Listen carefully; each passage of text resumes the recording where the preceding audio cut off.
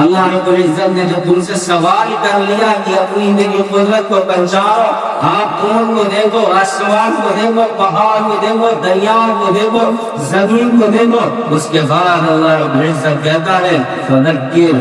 انما انت مذکر۔ جب تجھے اللہ کی وحدانیت کا انکار ہو، تجھے اللہ کی وحدانیت کی پہچان ہو گئی، تم نے اونٹ کے اندر اللہ کی قدرت کو پہچان لیا، تم نے پہاڑوں کے اندر اللہ کی قدرت کو پہچان لیا، تم نے زمین کے اندر اللہ کی قدرت کو پہچان لیا، تم نے آسمان کو دیکھ کر کے جو بغیر سکون کے اندر رب العزت نے پھیلا دیا، اس کے اندر اللہ کی قدرت کو پہچان لیا، فذکر، بس اللہ بنسی کو بیان کرو، اللہ کی تسبیح بیان کرو، اللہ کی بڑائی بیان کرو، اللہ کے سامنے سجدہ ریز ہو جاؤ، اپنی جبین کو اللہ کے سامنے جھکانے والے ہو جاؤ۔ آج ہم اللہ کی نعمتوں کا استعمال تو کرتے ہیں لیکن اللہ کی نعمتوں کا شکر ادا نہیں کرتے۔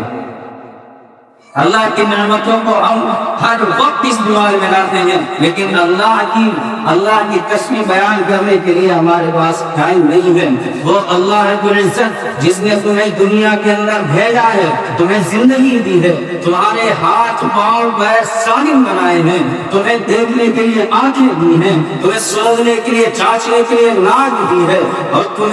تمہارے لیے سننے کے لیے کان بنائے ہیں، جس نے تمہارے لیے ہر ایک چیز بنائی ہے، جو اس کا مالک ہے، خالق ہے، وہ اللہ تم سے یہ چیز لینا بھی جانتا ہے،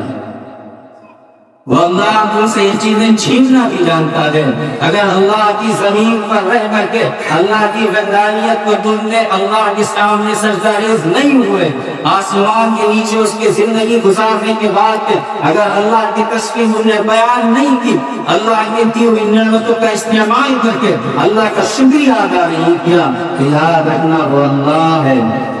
وہ قہار بھی ہے، جبار بھی ہے، اس کو غصہ بھی آتا ہے، اس کو غضب بھی آتا ہے۔